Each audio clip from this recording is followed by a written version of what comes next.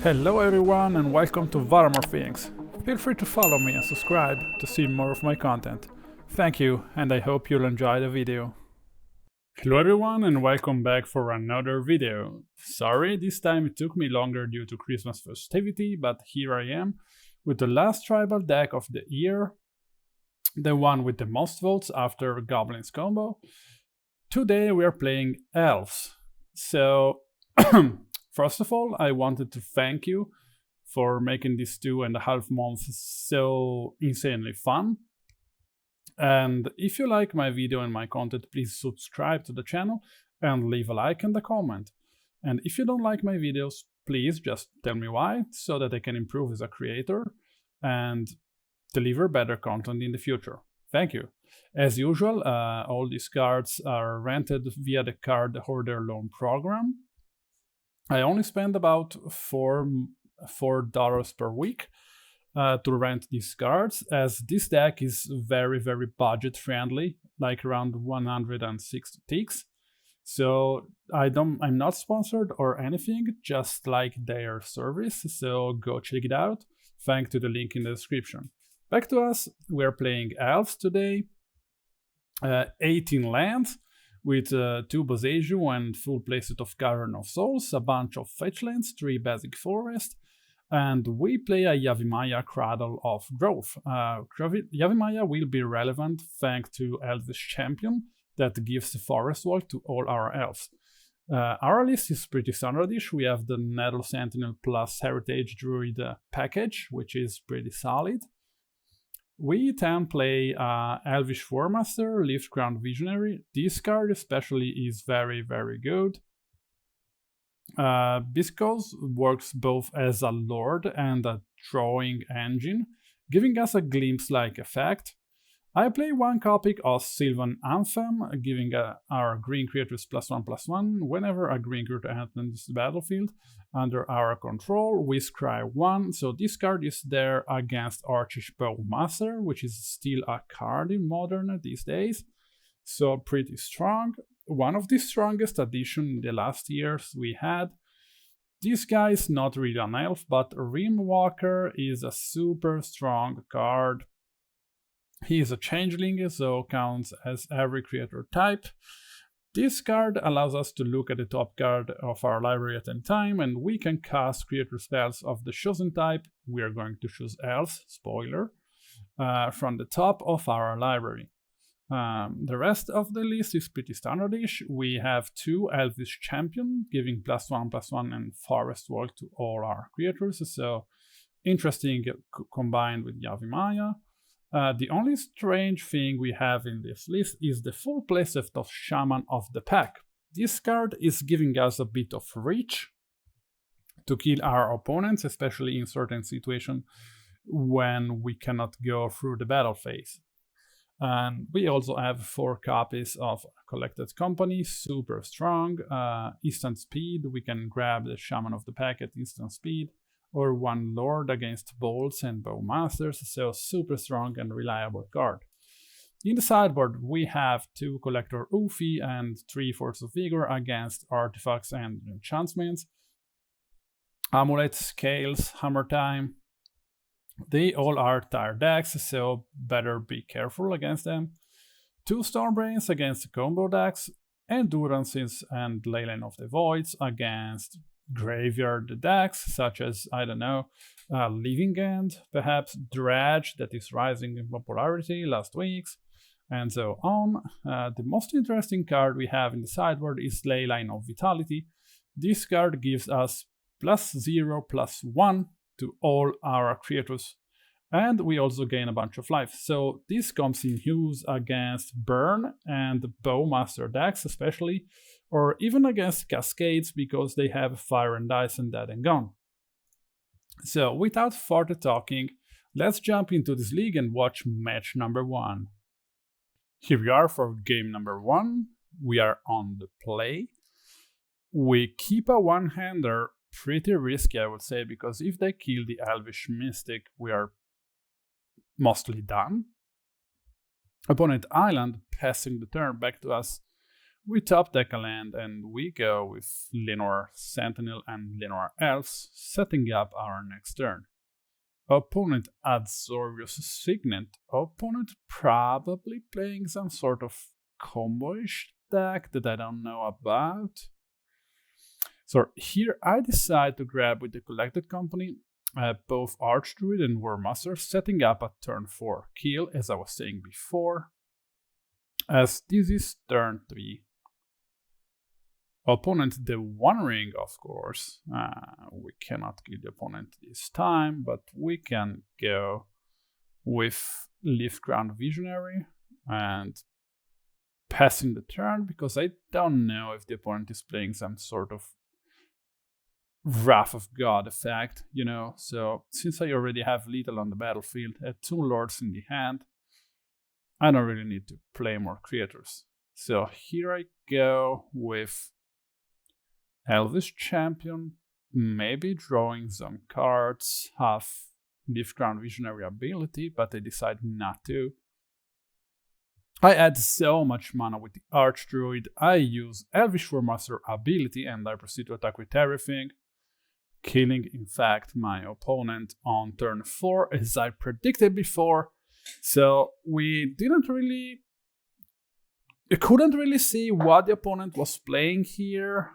Pretty strange, because I think that's some sort of affinity-like control deck with artifacts, the One Ring, Urza, some sort of slowish, bluish build.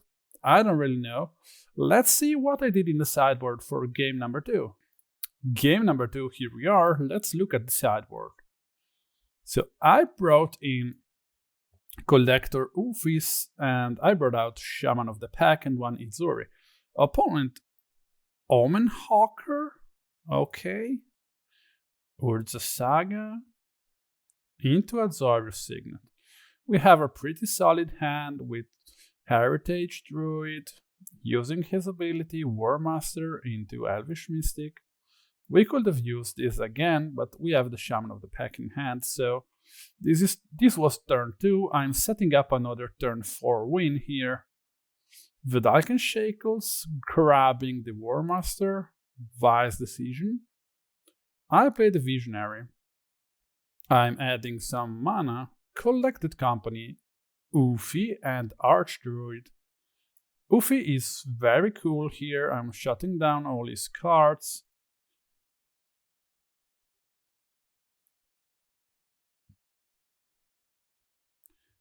So, opponent Shadow Spear, another creating a construct, and another Omen Hawker. We play the Leafground Visionary. We decide to draw off of him. We tap a few creatures. We decide to play the Shaman of the Pack to drain our opponent for like 10 damage, 9 damage, drawing a few cards of the Visionary, as you can see.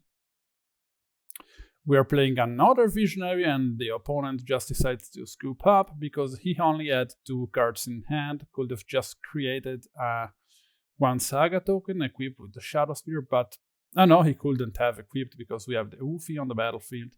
So another Visionary would have meant +1/+1 to all the creatures once more, and we also had the Archdruid, 7 mana in pool, so as you can see, if you're left unchecked, a turn 4 win is almost certain, which is not bad for a creature-based deck.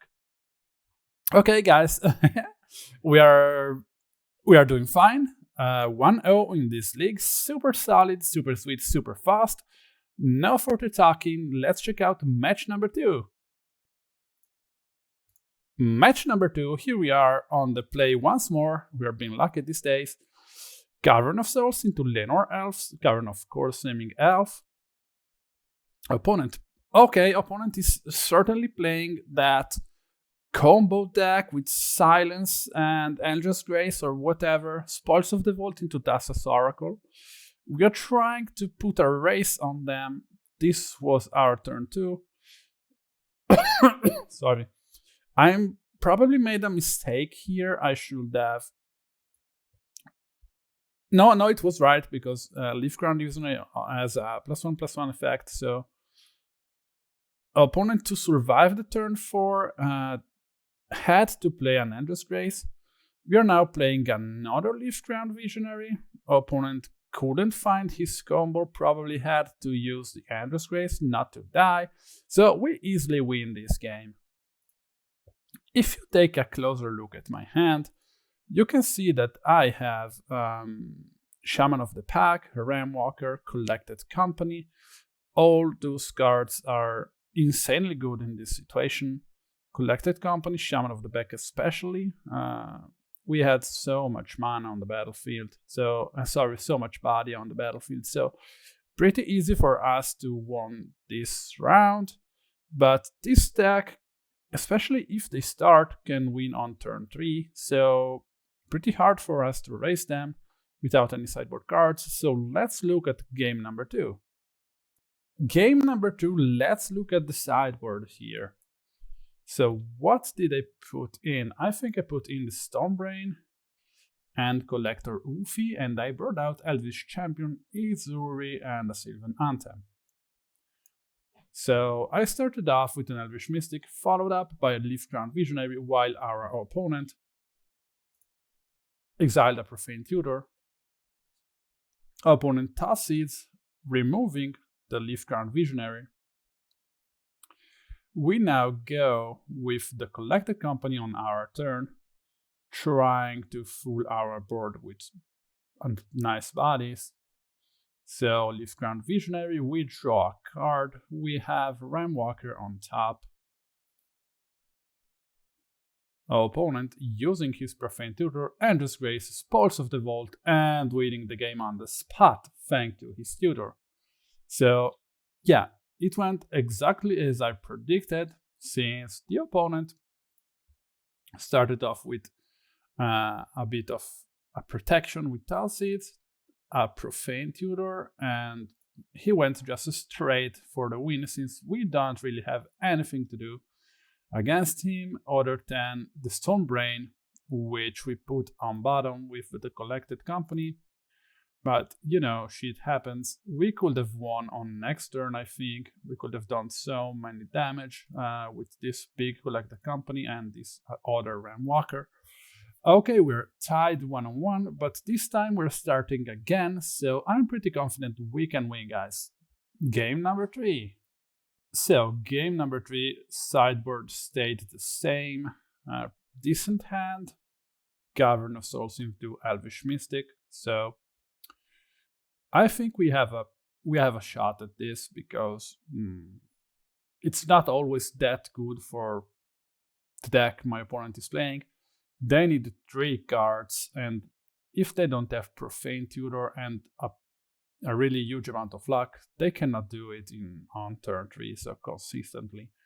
This time we had Elvish Visionary, Nettle Sentinel, and Warmaster, so we're setting up another turn 4 win. This is pretty insane. Let's see if we can win on turn 4. We swing with everything, opponent is down to 5, we play the Shaman of the Pack, and we win on the spot. As I predicted, turn 4 win with Shaman of the Pack, which is super good. You may underestimate these guys here, but look at what we've done. Turn 1 Mana Dork, turn 2 Warmaster, turn 3 Visionary, which is a Lord, generating 1 Warrior token and also alongside the Visionary we played another Nettle Sentinel, which is already a 2/2 on its own, so pretty decent body. If you put this +1/+1 from the Leafground Visionary on all these creatures, they become really dangerous and can deal so many damage to the opponent. And in the end, we top the curve with the Shaman of the Pack, draining the opponent for 1, 2, 3, 4, 5, 6. So this is really fast, and not many decks can deal with this.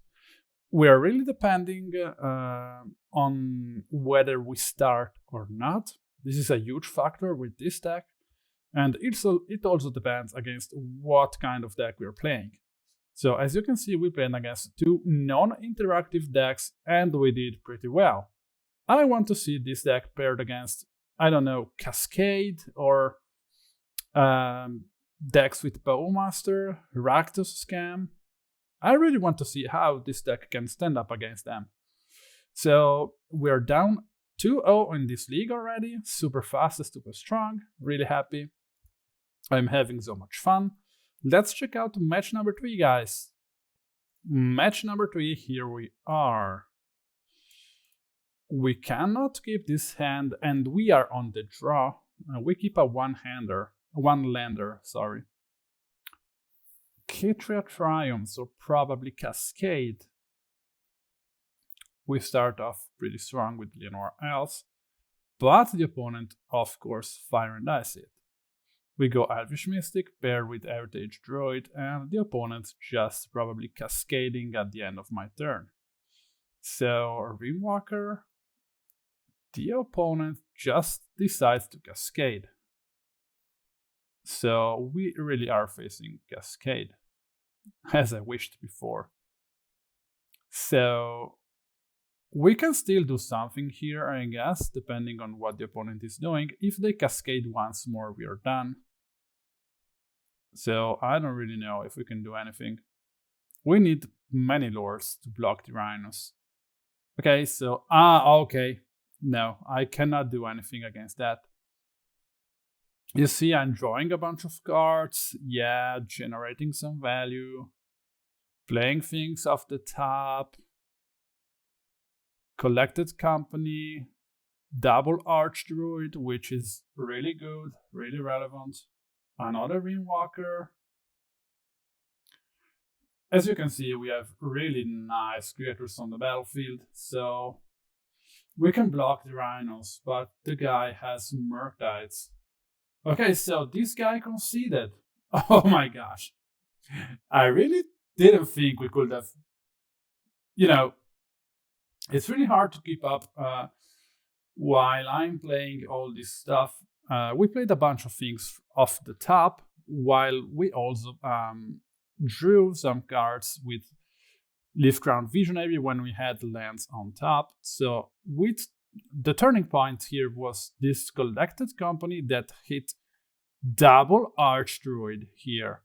So making our Realmwalkers 5/6, because we have 1, 2, 3, and 3 Lords effect. So making 2 Realmwalkers bigger than those Rhinos was really a determinant factor. Because the opponent could have just attacked me with the Murktide Regent, but I could have probably just had lethal on next turn. Unless I had 2 lands on top. Because he could have blocked the Realmwalkers, but those were like... Yeah, this was so lethal. So yeah, at this point I already won. So super happy about what happened here. Feeling pretty confident that we can beat them, but this time, they started this time, but maybe they will have a bunch more of interaction, because if they use their Fire and Ice on the second turn, killing the Heritage and the Elvish Mystic, I was literally dead. So they probably didn't know we were playing on Elves. I don't know. Well, we're ahead 1 game. Incredible. This deck is feeling pretty solid now that Fury is gone. So let's check out game number 2, guys. Game number 2. Let's look at the sideboard. So I decided not to bring in Stormbrain, but I brought in all the ley lines against Fire and Ice and Dead and Gone. And I brought out Shaman of the Pack and 1 Ezuri. So we're starting off pretty good with Llanowar Elves. I really hope we do have a follow-up for Llanowar Elves. We are playing Warmaster and an Elvish Mystic, looking great. Okay, the opponent Dead and Gone. They are now probably cascading with a Shardless Agent.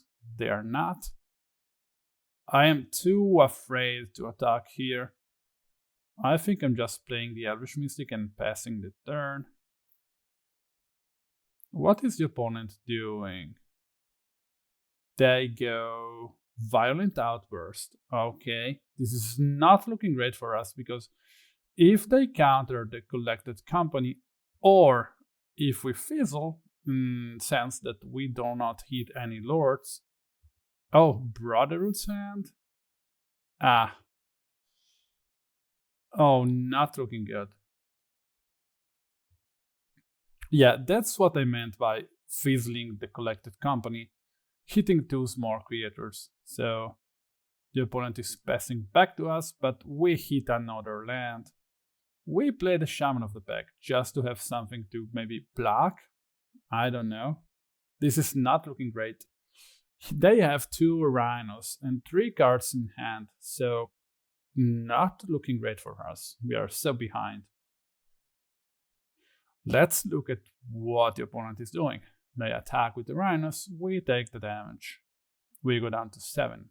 Opponent passing back to us. We hit a Warmaster, but this is not great. We attack into another Violent Outburst, and the opponent just wins on the spot.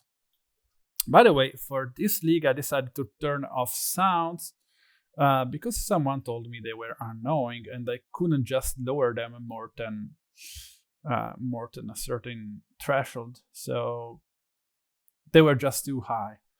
Okay, we are 1-on-1 in match number 3. Let's find out what will happen in the last game, game number 3. So Leylines are pretty good cards, but we are not finding them. We take a mulligan to 5, hopefully finding a Leyline, but we cannot. We start off pretty good with Elvish Mystic, and we have both Nettle and Heritage in our hand. We are setting up the engine, and I think I misclicked here, or I just wanted to, yeah, and we are dead. Here I should have attacked and 10 played the Heritage Druid. I made a huge mistake. I don't know why. Sometimes I just misclick because this MTGO client is just garbage. And of course we are now drawing 2 Collected Companies while our opponent killed us with a single Fire and Dice. Okay, opponent going Shardless Agent. Not much to do. We are 1 land short from telling our opponent something, but seemingly not the case. They also have 7 cards in hand. And they have a Subtlety for Realmwalker, and we are done. I think we're dead. Yeah, this was stressful. We had a super brilliant game 1. And we couldn't just repeat ourselves in game 2 and game 3. This was just frustrating. Our opponent always had the Fire and Dice, we had mulligans, and we had not a great starting hand in every single time. So if we could manage to have Heritage and Nettle Sentinel engine going, with just 1 Collected Company, this would have been enough, I think. But the opponent was just too strong, always cascading on turn 3 and having the Fire and Dice, so just too much hate. So as you can see, once we face an interactive deck, the power of elves just goes away, because they kill every single dork we have, thanks to Fire and Dice, which is the best card that they have against us. And if we cannot set up the mana engine, we cannot play the payoffs. The payoffs here are our lords and our Collected Companies. But if we don't have the mana to do so, we're just a deck with useless 1/1s and 2/2s. So that's a shame. Well, 2-1 for now. Let's check out match number 4, guys. Match number 4 against Heisenberg Hat. Nice nickname. We start and we keep a 7-hander, starting off with Cavern of Souls naming Elf into Llanowar Elves. Opponent Sulfur Falls, probably playing some sort of Grixis control. I don't know. We have our engine going, and we already have a turn 2 Lord setting up the turn 4 kill. Opponent Lightning Bolt the Archdruid. Yeah, probably Izzet Murktide. I don't know. Sulfur Falls. What a strange card. This time we want to have the engine going, so we are playing everything we have right now, so that the opponent cannot interact too much, and we swing for 4 damage. Let's see if the opponent can do anything about what we're doing now. We attack with everything. Our opponent fetching into a Snapcaster Mage. Bolt, Snap, Bolt. Such a classic move. Bolting the Elvish Archdruid. Taking 9 damage. I think they should have blocked the Elvish Champion here. Lorien revealed, grabbing an island. They pass back to us, we draw Shaman of the Pack. We played Uncounterable, draining them for 5, so this is probably lethal. They Flame of Honor, killing and drawing. Opponent down to 5, and I still decide to swing with everything. And I give +1/+2 to one of my creatures thanks to Pendelhaven. Opponent is down to 2, and they shock themselves in a submissive manner because we manifested the superiority. So I'm joking. I don't want to be salty here. Okay, so as you can see, if they just interact a bit, not too much, and we start off strong with lords and payoffs, we are unbeatable. Opponent is playing a strange list though. What is this Sulfur Falls for? That's strange. Well, whatever. Match number 4, game number 1 is ours. So let's check out game number 2. Game number 2, let's take a look at the sideboard. So I boarded out Elvish Champion and Sylvan Anthem and Shaman of the Pack and Ezuri, and I brought in all the ley lines, which I finally happened to find. So this is big against bolts and whatever. So Elvish Warmaster gaining me 1 life thanks to Leyline of Vitality, passing the turn.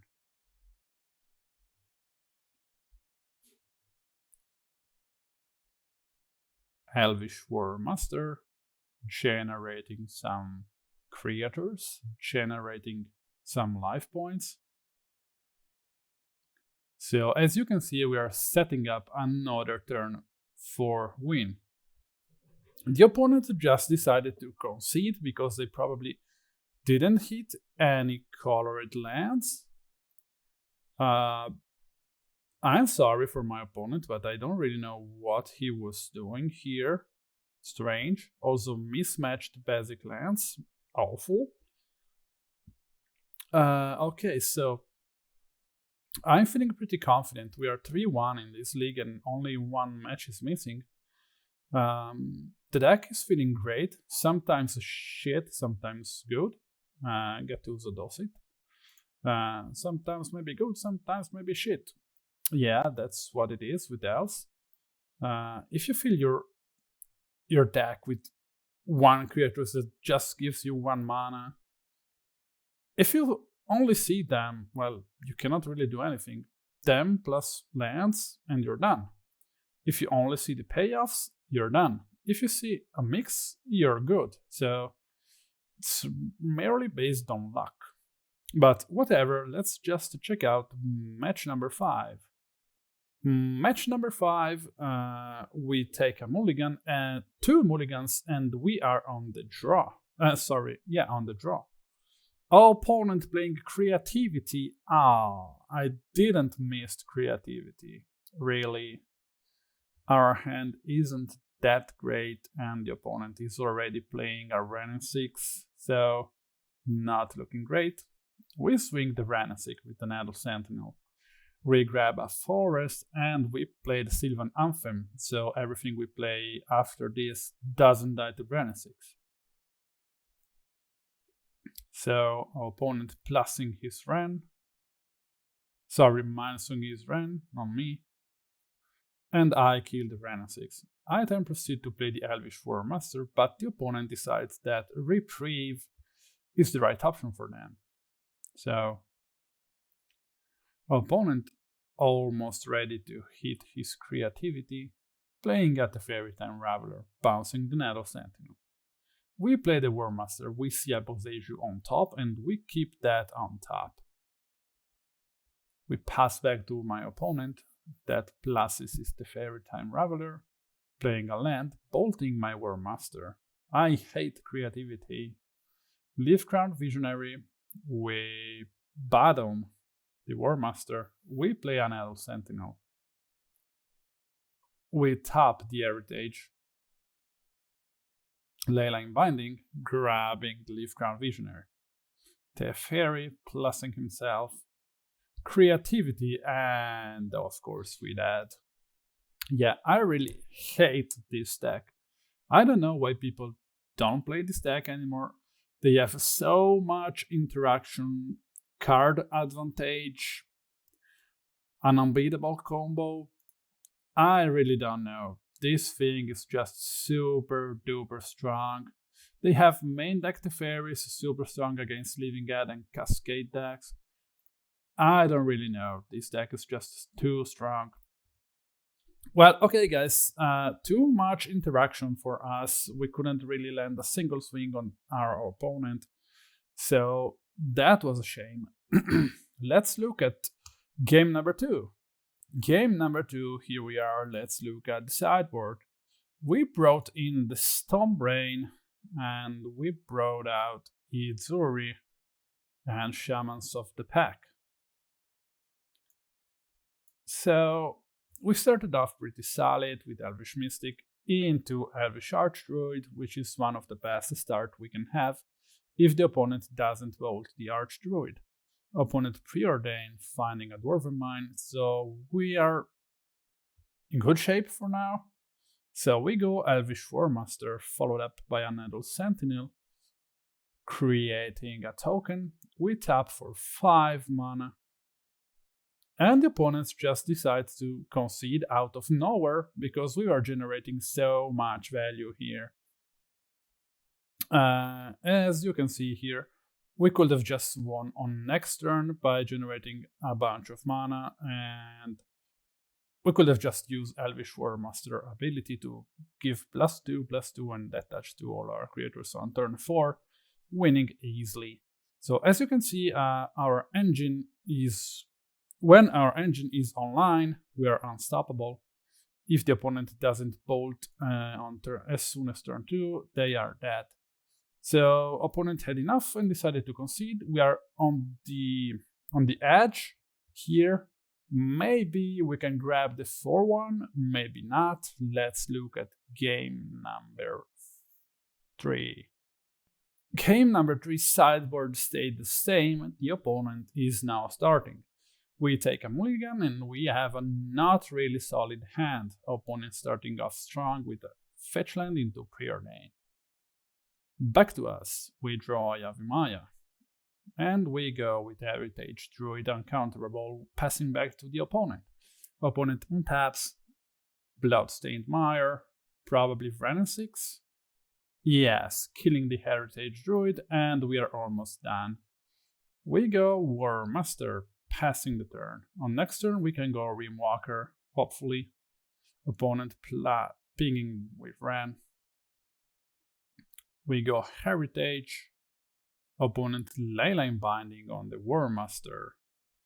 I don't know why we played the Heritage though into the Ren 6. I don't really know why I didn't play the Boseiju. What was I thinking here? I think I misclicked somehow. And I just decided to concede because, yeah, not the best hand I had here. I don't know why I didn't play Boseiju into Realmwalker. I don't think much could have changed though, because on their turn they just, Dwarven Mine, token into creativity, and I even conceded before they did it, because it was just so obvious. So I really hate this deck. Wrenn 6 completely shuts our deck down unless we go with Leylines, which I didn't sideboard it in, and also I sideboarded out a Sylvan Anthem because I am really stupid, so I mis-sideboarded here probably. Also Leyline Binding, Lightning Bolt, Teferi Bouncing. Yeah, if they start and they see Wrenn 6, we most probably are dead. We cannot really do anything about it.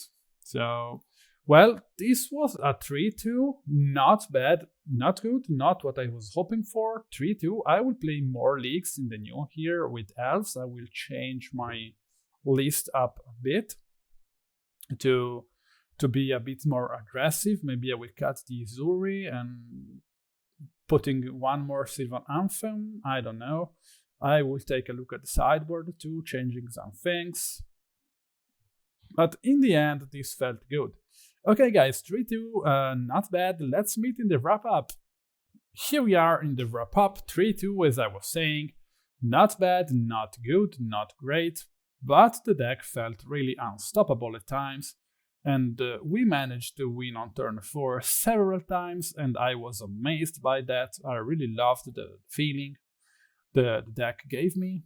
I'm just sorry that we played against strange decks. You know, we had that blue artifact thing that we just destroyed, that Tier 3 Andros Grace Spoils of the Vault Thassa's Oracle thing that we destroyed.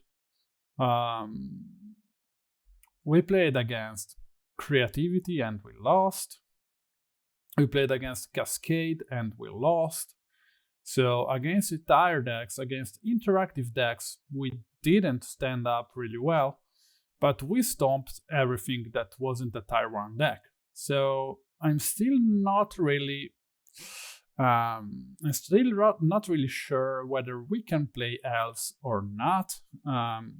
As for now, I'm feeling that Goblins were such a stronger option, and Humans is probably the best. Humans and Merfolk are probably the best tribal decks in the format right now, but I will surely play again with Elves, so stay tuned for more. Taking a look at the list, the thing I can see is that Ezuri, if we don't play Card of Calling, is completely useless, so we probably cut one Ezuri and play one more Sylvan Anthem. Also, Realmwalker was super strong, so I can probably cut one Shaman of the Pack and play one more Realmwalker. The mana base felt great, and everything else felt great, so not bad for now. Looking at the sideboard, Leyline of Vitality was great. We didn't really had a chance to play Endurance and Leyline of the Void. Collector Ouphe was great. Stonebrain, we didn't see it, but it's a great card. So, and also Force of Vigor, we didn't really had to use it, but Amulet Titan is out there, Tier 1, so better be careful, better watch about that. Okay, thank you guys for watching. This is probably the last video of the year. Maybe I will do one just for the new year, I still don't know. I really wanted to thank you for following me through these 2.5 months. Opening this channel was the best thing I did in 2023, and I am so happy that I can exchange opinions about Magic the Gathering and speak with you about Magic the Gathering in the comments, in the polls. I am so happy about that. I'm having so much fun, and I will put so much more effort in 2024 than I did up until now into this channel, and I will also create some other Magic the Gathering related content in the next year, so stay tuned for more.